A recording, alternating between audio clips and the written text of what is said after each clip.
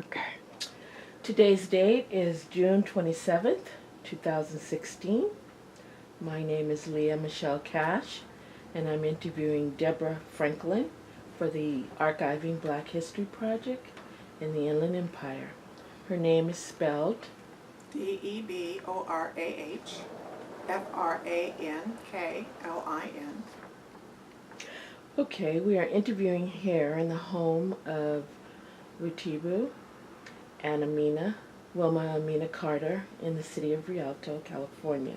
Thank you, Ms. Franklin, for taking out the time to conduct this interview with us. My pleasure. So, if you look into the camera when I'm asking you these questions. Okay. Tell us a little bit about your early childhood. Well, I grew up in San Bernardino on what we know as the Westside. One of 8 children. I'm number 5, 6 girls, 2 boys. And to be in the middle of such a large family, you kind of get lost in the shuffle. But we were a family. We have a very extended family.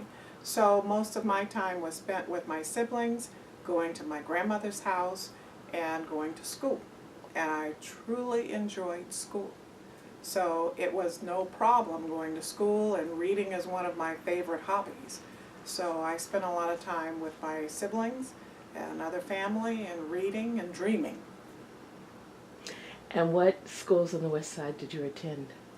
I started off at Ramona Elementary School, went to Alessandro, Franklin Junior High School, and San Bernardino High School is where I graduated. Mm-hmm. Then I went on to the University of Redlands to the Johnston College, which was I was in the first graduating class from Johnston College with a 4-year term at the school.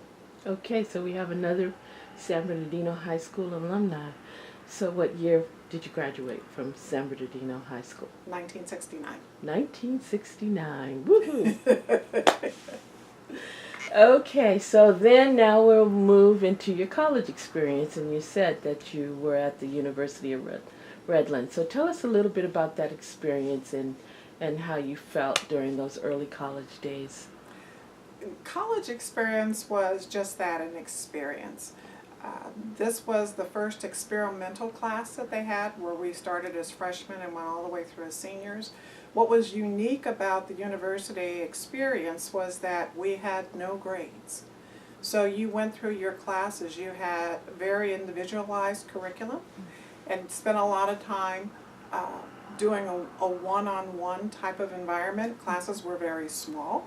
They were very unstructured, but that didn't mean we didn't learn a lot. Because it was more individualized, you had more requirements of things to do. You had to write a journal. You had to go out and work on projects.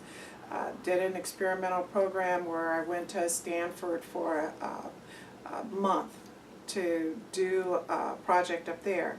And on the academic side, it was very stimulating because, like I say, you did it at your own pace and you were challenged to be able to find out a little bit more, dig into what things you were really trying to find out about. And then you were held accountable for what you were trying to do. You did a contract, so it was a one-on-one program with your professors. On the social side, it was a little daunting. Having grown up basically around my family, it was very strange to be in an environment where they made sure there were 4 African American females, 4 African American men, and we ranged over both freshmen and sophomores and then juniors.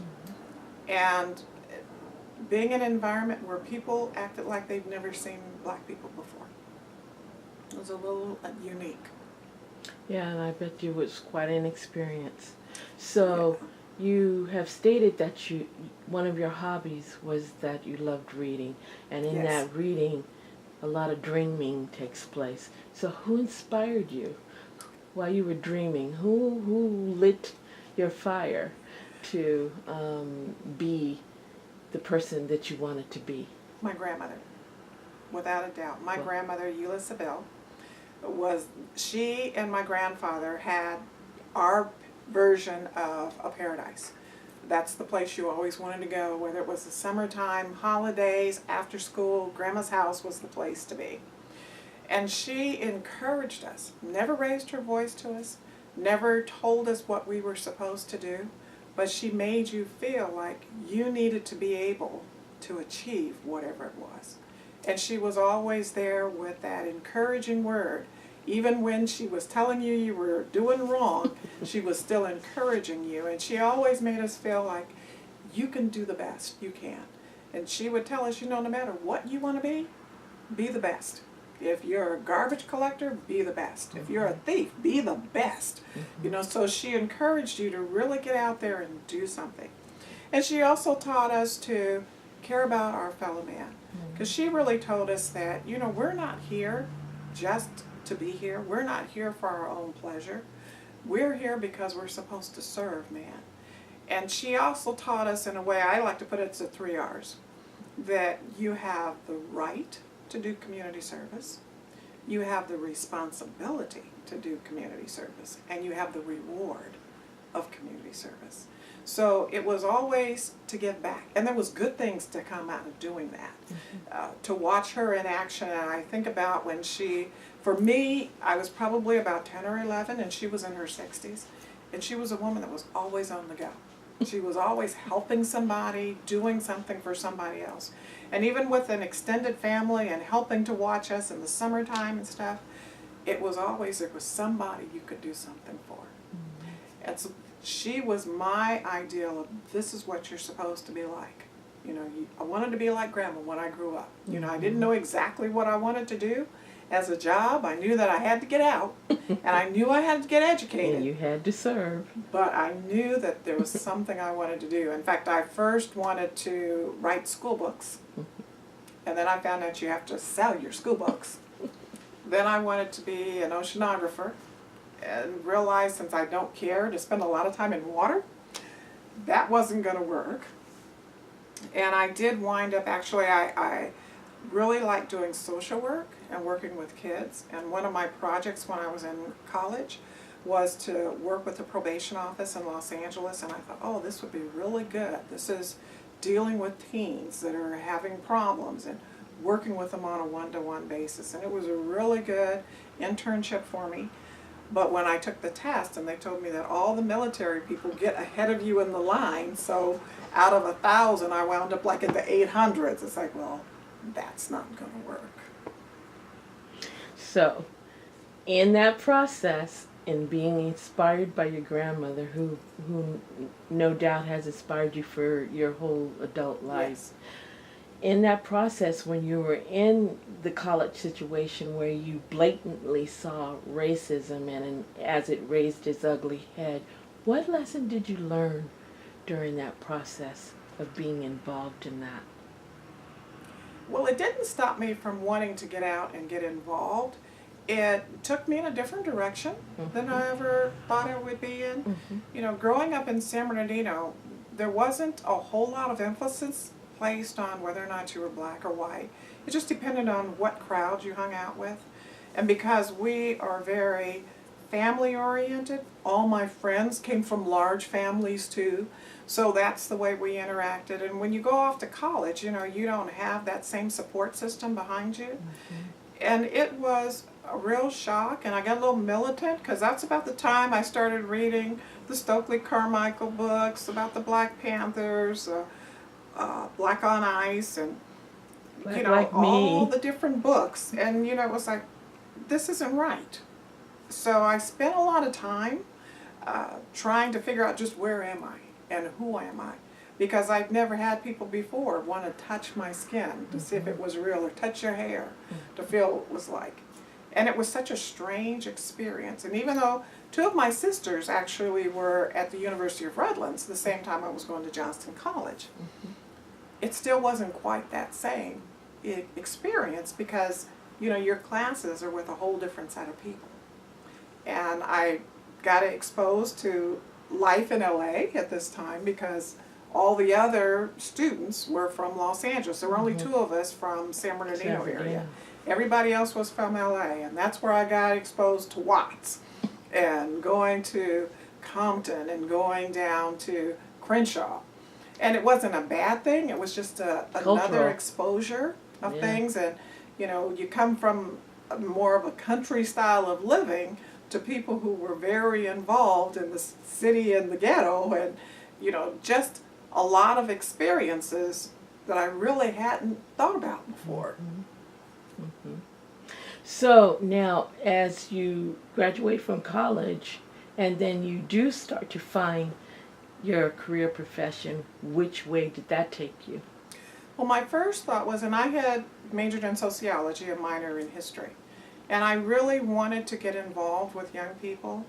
And I thought maybe, you know, sticking around a college campus would be a good thing, but I found that I really didn't have the right attitude for that. Thought about teaching, totally didn't like that. So I tried to get involved with doing different things, and I had relocated to Los Angeles at this point. So I actually wound up teaching adults to learn for their GED until I started, and I graduated in '73, and in '74 I went to work for Allstate Insurance. I had no idea what insurance was. You know, it was just a word that you heard, but I needed a job, and I needed to support myself. I was a very strong, and still a strong believer that I should not have to have anybody take care of me. I want to take care of myself. So I went to work for Allstate Insurance, started as a customer service representative, and learned about insurance. You know, it was always a word that you heard, and it wasn't the same as growing up. We always heard about golden life insurance. Mm-hmm. Auto and homeowner insurance are nothing like that. So I worked my way up, starting from a customer service rep to an inside adjuster to an outside adjuster, handling auto claims, bodily injury claims, or casualties. Then went on into management and took over homeowners insurance, subrogation, different areas of it, and learned all the different aspects of handling insurance claims, and stayed in that world for 28 years. I was going to say how long. 28 years. And in fact, I retired earlier than I anticipated because our office through the time that I worked for Allstate, I went from Los Angeles to San Diego and back out here to Riverside County. And the office that I was in relocated from Ontario to Diamond Bar. Mm-hmm. And living in Banning, it was a 3-hour drive every day. It was going to be an hour and a half each way if there was no accident.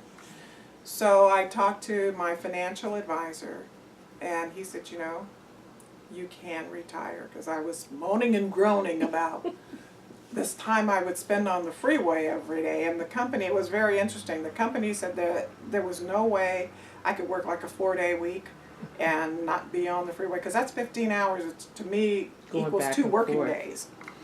And my manager said, no, you know, we need you there every day. So I took the early retirement package, and then right after I retired, they let people that moved to other offices work 4 days a week. And it was part of, you always wonder what was different. Here I am, a manager. I've got 12 people working for me, but, you know, we're downsizing, and, you know, it's okay for you to leave early. And then you have other people that are adjusters, and yeah, we'll accommodate whatever their schedule is, but we can't accommodate yours. Here we go again. Yep. So you mentioned the city of Banning. Mm-hmm. So I was going to lead into, how did you get to Banning? Well, I was working in San Diego. When I was working in Los Angeles, I met a man. We got married, relocated to San Diego where he was working. We divorced, and I had 1 daughter. And I have a sister, my oldest sister believes all of us should be married. So she introduced me to a man who was on the fire department in Banning. And he, since he lived there, he was agreeable after we had dated for a while. We decided to get married, that he would live wherever I wanted to. And I'm a little old school, and I thought, well, I'll move where you are, because I had the opportunity to transfer. He could not transfer. He actually worked for the city. And I didn't really believe in that. You live in one place and he lives in another, and neither did he. He's even more old school than I am. So I relocated to Banning, and that's where I've been for 31 years. 31 years. Okay, so we know that you were previously the mayor Yes. of the city of Banning. Yes. So explain to us a little bit about that journey. That was an interesting journey. When I retired, and I retired at the age of 50, my plan had been at that time to spend a little more time with my daughters. I have 2 girls, and I had really spent more time at work than I had with them. When you work in claims, you do not have an 8 to 5 job. You work every day, whatever it takes, which means leaving the house at 6 o'clock in the morning, not coming home until maybe 6 or 7, working weekends. So retiring, I thought, well, one daughter was off in college, one was in high school, and this would be a good time to spend time with my girls, to be able to go to some of their school events, to possibly clean the house, do the garden, do a little traveling. That didn't work out. I did get a chance to spend time with my younger daughter in terms of going to some of her sports events, her school events. And with my older one being in college, getting a chance to go without having to worry about the fact that we were going to, she was in school in Colorado at the Air Force Academy. So making that trip out there every year during Parents' Weekend, and it wasn't a problem to be able to say, you know, I'm going to take this time and go see her in school. So I was able to do that, and I really had wanted to still work in the community. So I started off at one of our food kitchens called Carol's Kitchen, and I worked there every week, and I worked in the kitchen.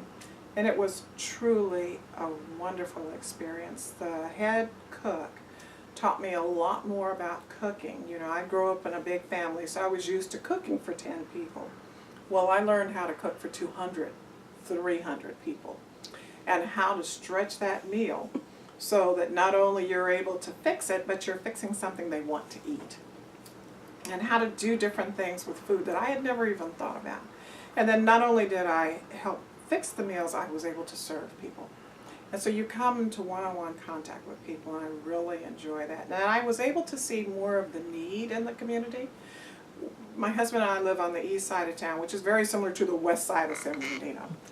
And even though we live there and we go to church there, you still come in contact with people I had never seen because I was never there. Prior to retiring, I was gone all the time. So with dealing with people and seeing what was involved, I realized that there was a need to get more involved, to find out how do we fix some of the problems that we have. We're in the city of Banning. In the city. And our city is a small city, and it's fairly disadvantaged. The median income is about $38,000. In the state, it's, well, actually in the county, it's like $58,000. So we're below the median for the county of Riverside. And because I was talking to people and we were talking about what things were needed and how things were not really geared to be equal across the city, I had attended some council meetings, and there were some women in the community that were much more active in the political world. So they would know when it was time to go to a council meeting. And you didn't have to say anything, it was just being there in force.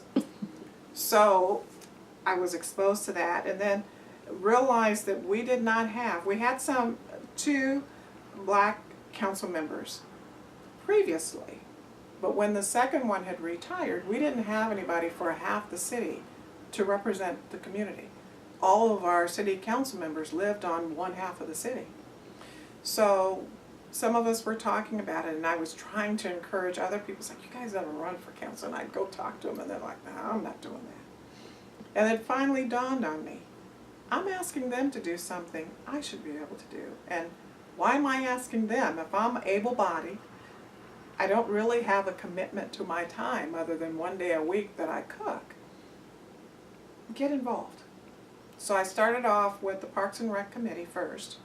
And one of the council members I started talking to, and he was very helpful because, and his name was John Machesic, because he said, you know, there are things that you can find out about, but just start with Parks and Rec.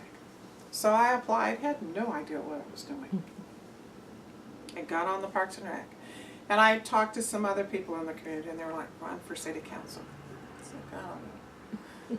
But I thought about it, and, you know, being very naive about it, I ran the first time, had no idea what I was doing. And of course I lost. You know, I'm thinking that all you need to do is get your friends to vote. In a city of 30,000 people, 12,000 registered voters, there was one flaw in what I was doing.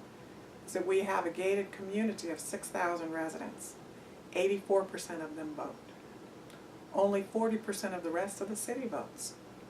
So, I needed to have a way to get into that gated community. And one of the things that I supported when I first started running was that we needed districts.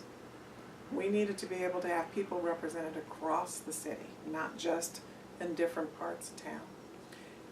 The gated community did not like that idea. They always had 2 to 3 council members on the council.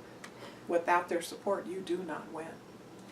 So the second time I had talked about it, and they knew I had talked about it, and we had talked about a petition. And my name was on it, and they were like, no. Well, finally, it got a little educated, got a little more knowledge, and realized that you need to temper my stand a little bit. And even though I still believe in we need citywide representation, I said our city might not be big enough at this time for districts. Saying that, I won on the 3rd time that I ran. And I have to thank Lois Carson as one of the people that encouraged me to keep running. Because after the first time, it's like, I don't know about this. This is, you gotta do it again. Second time I had gotten more votes, but without winning, it's like, I don't know about this. The door knocking is not a problem.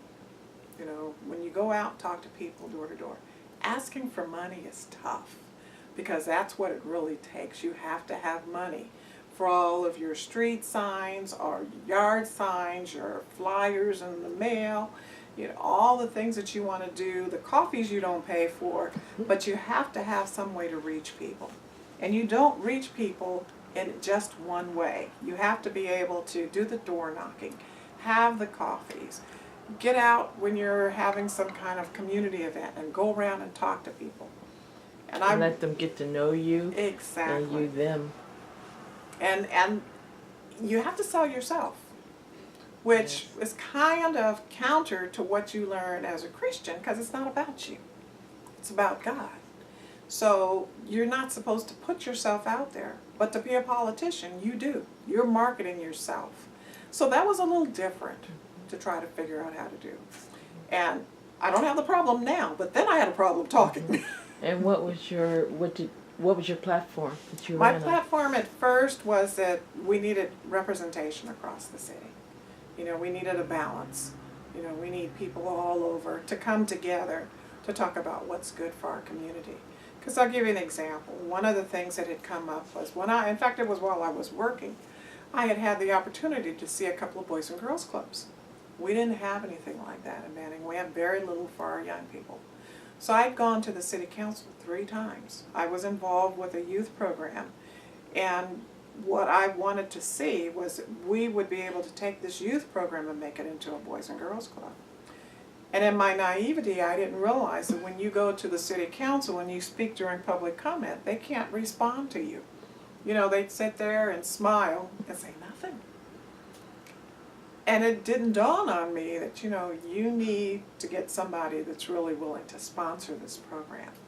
And as it turned out, what happened was after I went 3 times to the city council and got nothing, because I kept talking about all these programs I'd seen and how they were really good for their communities, the cities had gotten behind them, a council member, a year later, took it and called it her program, that it was her idea to start the Boys and Girls Club.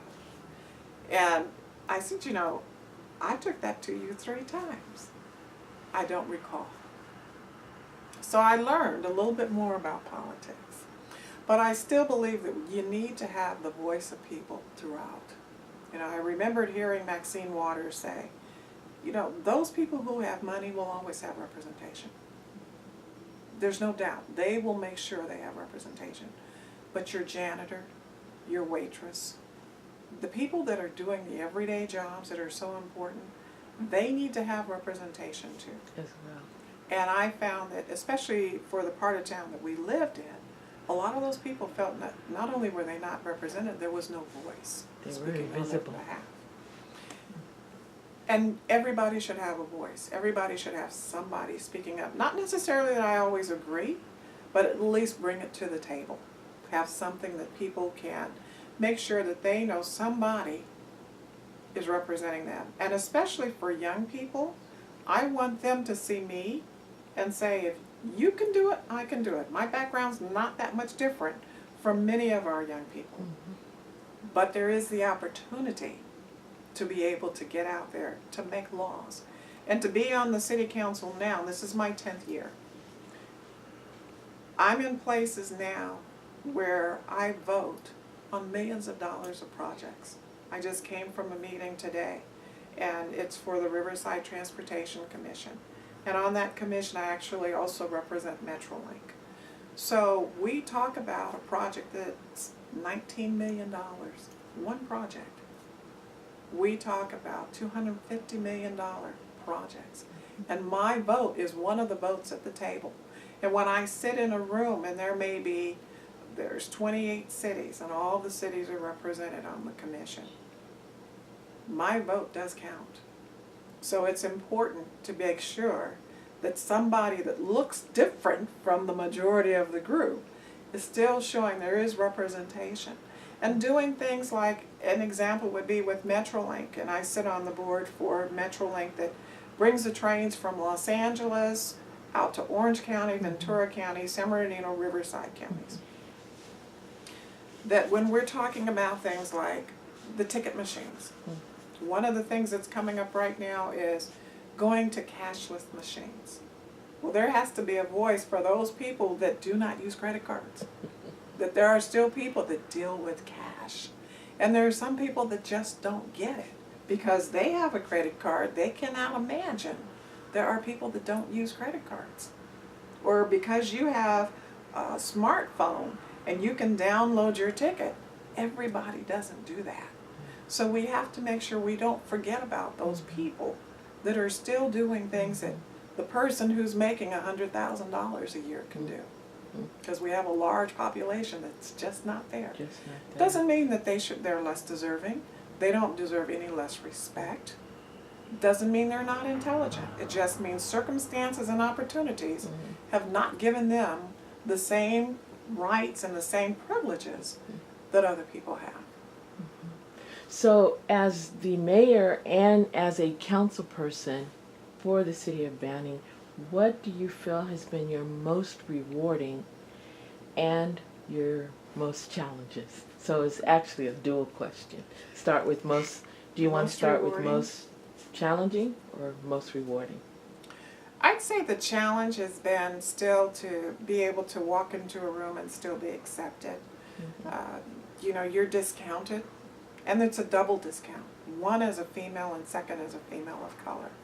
And knowing that I go into rooms in this day and age, and I may be the only female there, most likely I'm going to be the only person of color there. That still happens quite a bit. And because I am, that they kind of poo-poo what you say. There are still moments where I'll say something and I'll make a recommendation and it's totally ignored.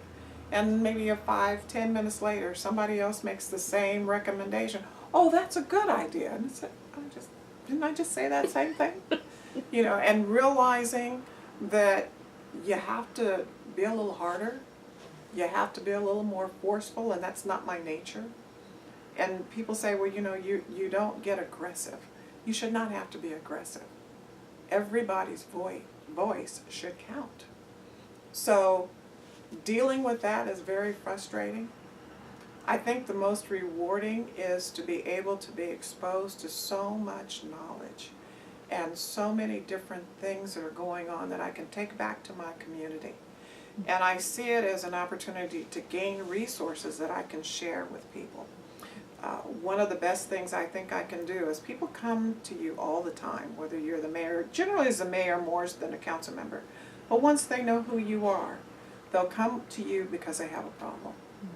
And the most rewarding thing is to be able to get them where they need to go.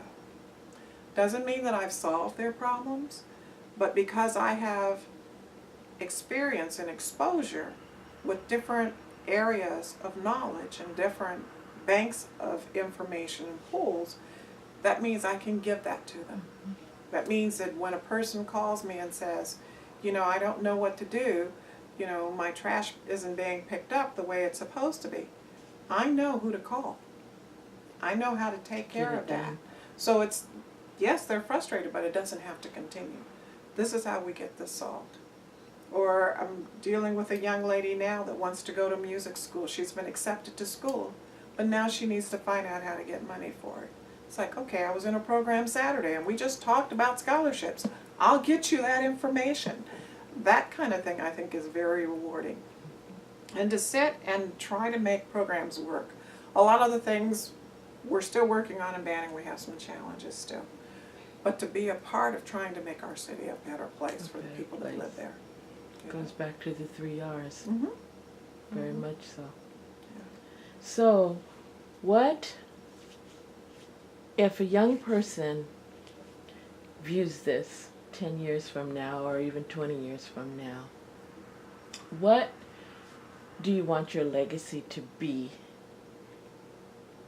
and follow through on that young person seeing this video will agree and said, well done? I think being able to be a role model and a mentor for young people, to be able to say that I can encourage young people to step out of the box and realize that they can do anything they really want to do if they're willing to put the effort and the energy into it. It may not be to take them exactly where they want to go, but if they have an overall goal to help people to be a decision maker in life, they can do that. We have too many ways today for people to feel like they don't have the opportunity or they don't have the right. Yes, you do have the right. And you can demand the respect at the same time. And if nothing more than to let other people see, yes, we do have African Americans. We do have women who can sit at the table with you. And we can make decisions just like you. And we can make this world a better place when we're willing to work together. I think that's one thing that as a female I do, and I've had a lot of experience now in trying to get people to work together. And I'll give you an example. I was called about 2 years ago, actually 3 years ago now, by our county supervisor, because we had some problems with our water districts. And we have 13 water districts in our area. And he asked me if I wanted to be a part of this alliance that was going to be started. And it was a water task force. And I said, sure. You know, water is one of the things, since a little girl, we've always heard about, you know, water is an issue. My first meeting, I was elected chair.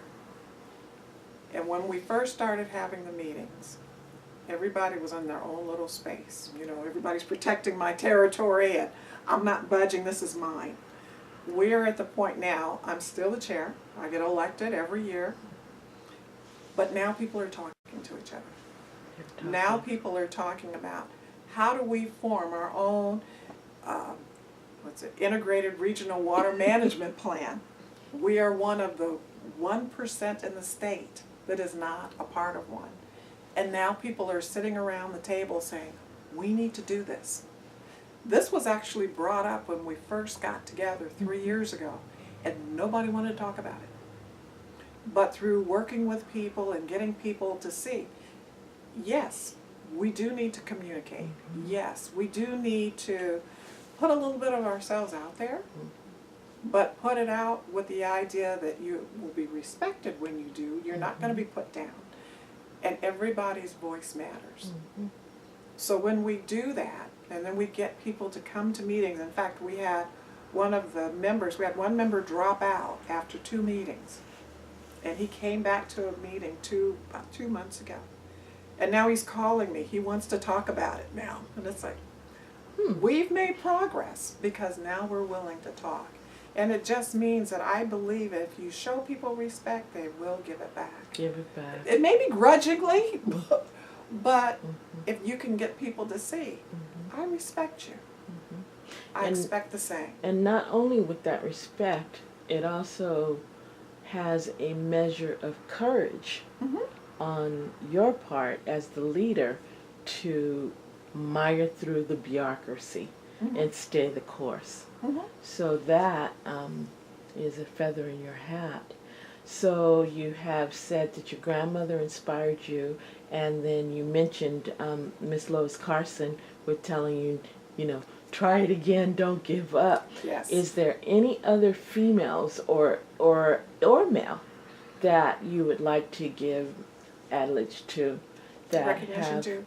Yes. There's a lady that actually she passed away in March, Marion Johnson. She had moved to Banning in the 1960s. And she was one of those women that she didn't say anything out front. She'd never run for office. She'd never be the person that you would see representing people. But a world of wisdom, and a person that was your supporter when she passed away. And we had talked. We had gotten to the point where we talked almost every day. And whether it was by phone, in person, or just thinking, you know, like I would think sometimes I need to call her, and I'd call her. She said, I was just getting ready to call you. But she was a mother, a mentor, a confidant, a person who was willing to tell me, rethink your position on this. Or have you thought about this? Or, yes, you're doing the right thing. Keep going. I mean, a strong supporter. Not just for me, but for many people in our community. Yeah, for the community. And a person that made you want to do your best. You know, she was going to be right behind you. She was a person who, she would come to every council meeting. She said, because I want you to be able to look out and see, I'm supporting you. And we would talk before the council meetings, and as she got older, and she was 91 when she passed away, and she would take a nap so she could be awake when I finished the council meeting, so we could talk about what happened. Because she knew, I said, you know, I'm going to be a little live when this meeting is over, because I've always been on the minority side on the council.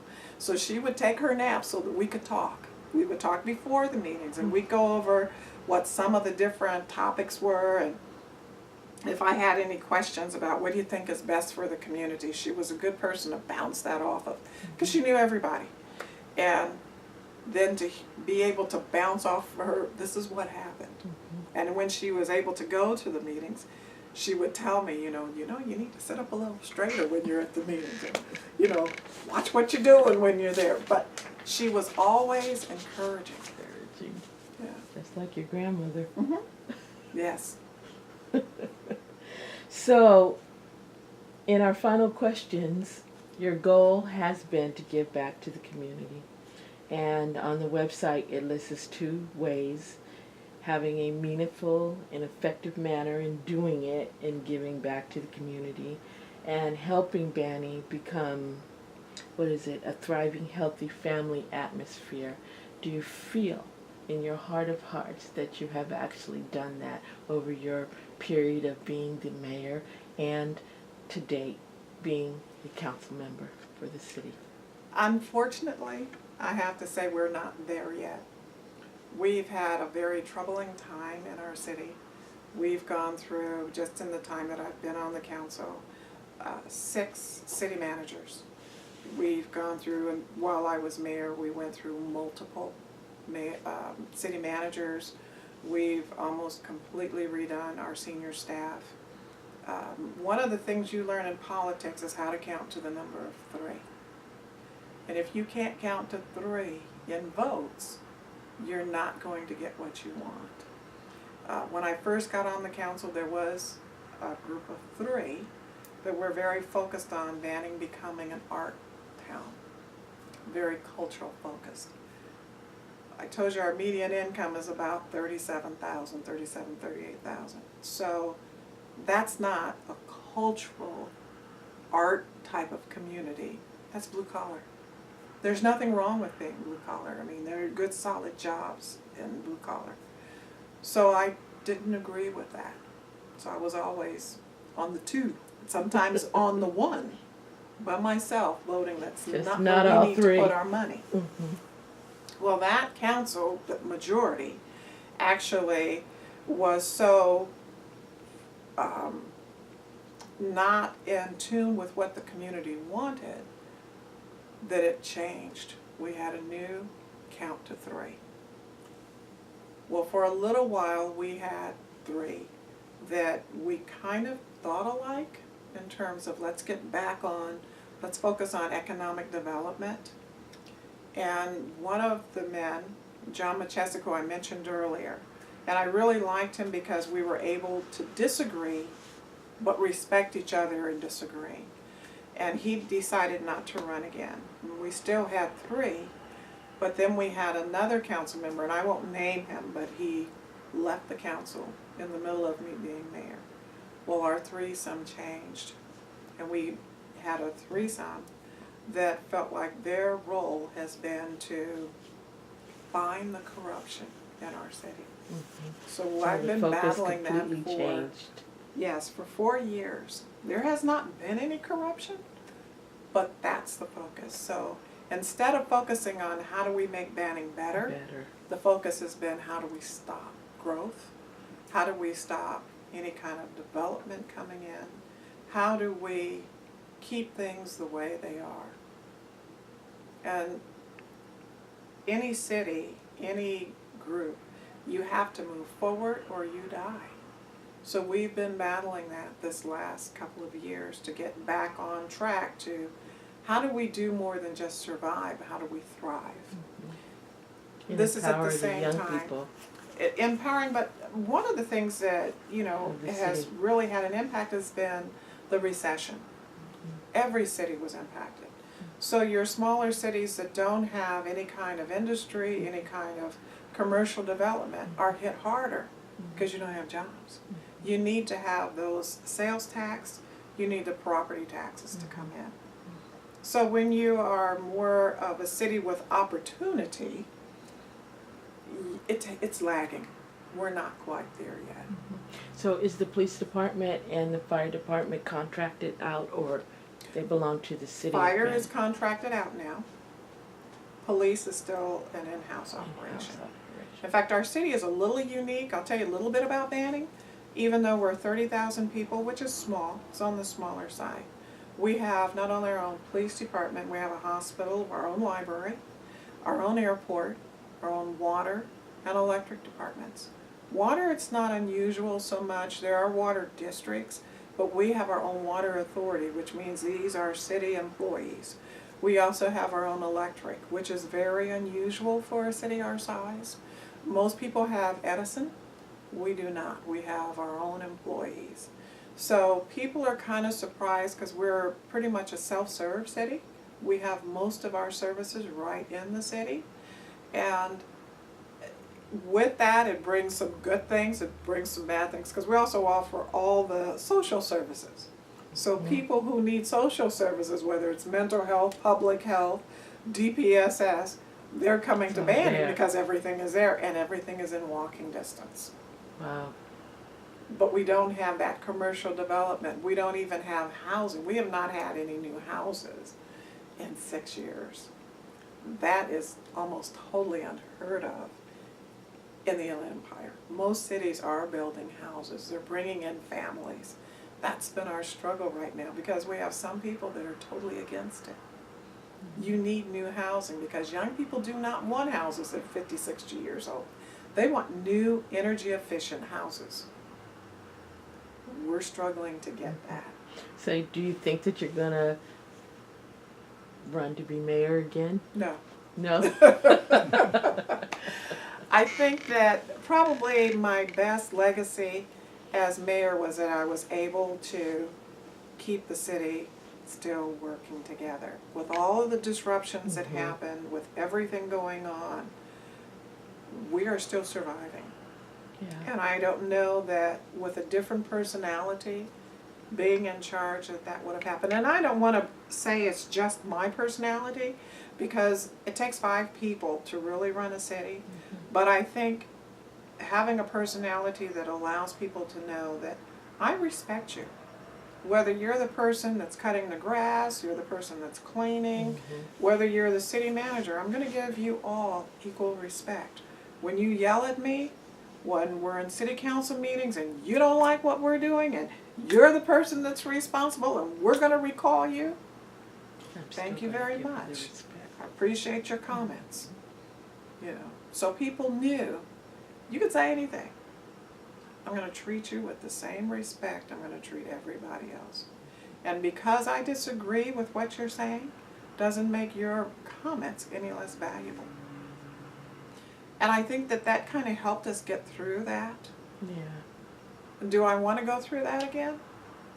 I have a grandbaby. That's where I'm putting my energy, and hopefully having some more. I have 2 girls I had mentioned earlier. One's in Chicago, one's in Virginia. The grandbaby's in Virginia. So she only has 1 nana. And I wasn't able to spend a lot of time with my girls growing up. I don't want her to grow up and say, who's that lady? You know, that I see her picture. Who is that? Yeah. I want her to know who I am. Mm-hmm. I want my girls to feel like, yes, even if you're across the country, if you need me, I'm going to be there. Mm-hmm. Okay, well, Miss Franklin, we are so grateful that you came and were interviewing with us today, so thank you very much for this interview.